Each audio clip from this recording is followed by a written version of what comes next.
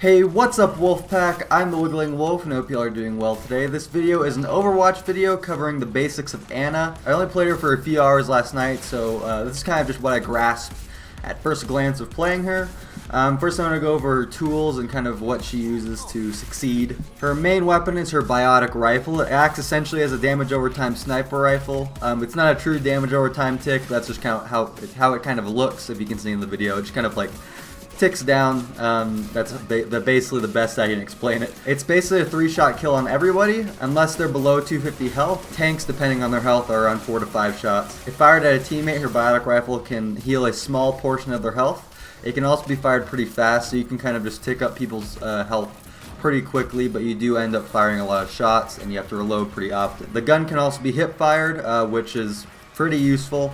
I hip fire more than ADS to hit teammates because it's faster and teammates are generally right in front of me, so I don't need to scope in to hit them, which would technically make it harder just because they're so close. If they're further away, I'll obviously ADS, but with enemies, if they're rushing you and they're pretty close, I would hip fire it still as well. It's pretty accurate hip firing, and she has a pretty decent amount of aim assist or a pretty big hitbox. And if you play Destiny, the sniper rifle feels a lot like a Destiny sniper rifle if you're playing on a console. So your second tool is a sleep dart. It's best used, in my opinion, to shut down enemy ults. It can also be used to shut down rushing offensive characters, tracers, if you're accurate with it. Tracer's generally fairly hard to hit though if she's just like blinking around, but when she's out of her blinks, you can then hit her and she'll just fall asleep and you can basically one-shot her. And you can one-shot her because the sleep dart creates bonus damage when people are sleeping. It's similar to a Junkrat trap or maze freeze when you're frozen. Her third tool is her biotic grenade. On activation, Ana throws a grenade that explodes on impact. Any ally caught within the splash radius is healed, and any enemy takes a tiny bit of damage. Allied characters also received increased healing from all sources, including you, for a few seconds.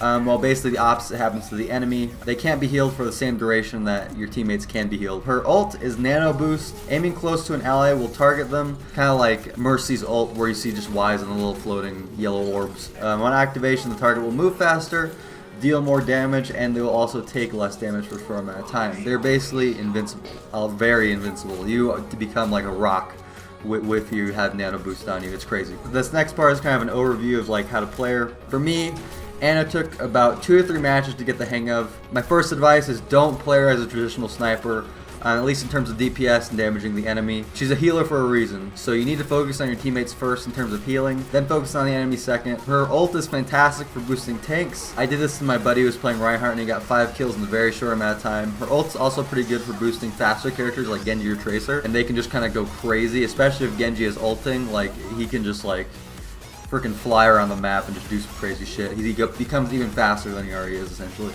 For my playstyle, she is best used on offense. I prefer generally someone like Hanzo, Mei, or Junkrat on defense due to their mobility and Mei's walls. Ana is not very mobile at all, other than like a slowish jog that she does. She can't really jump too high other than like a regular hop that most characters can do.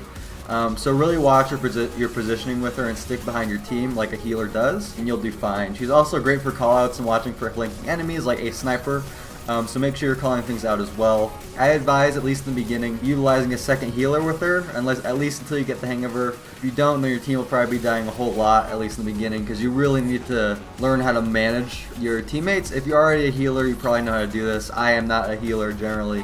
She works for me, but if you're not a healer and you're wanting to play her, you really have to kind of learn how to manage your teammates, but she's pretty good because she can do it from pretty far away because she has a sniper rifle. She has a very interesting kind of healer slash defensive character sniper hybrid, so you may not be getting a ton of like gold medals or like a ton of kills racked up in the beginning, but that being said, her skill set covers a really wide area and she can do a whole lot of things as a healer and as a character, so she can really do a lot for her team, but she can't do a ton, but she can't do a little either. She kind of covers all aspects of a defensive healer sniper kind of character. So I'm still learning her as well. This is kind of just what I got out of playing a few hours with her, but I hope this video helps you kind of figure out the basics of using her.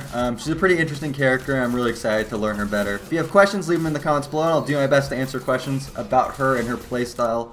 Like the video if you enjoyed it, and subscribe if you want to see more Overwatch and other gameplay videos, and I'll see you guys in the next one.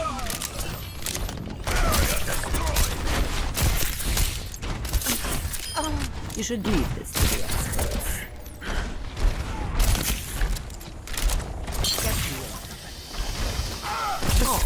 You look tired. Vulnerability due to dropping your shield. I advise to use this on enemies at the start of their pushes, not in the middle, because if you use it in the middle, you're probably going to take a ton of damage. But if you use it as they're starting to push into a room, you can give you and your team a slight advantage on the specific target or targets that you hit with it. I generally prioritize tanks with this attack, and it can also penetrate other Reinhardt.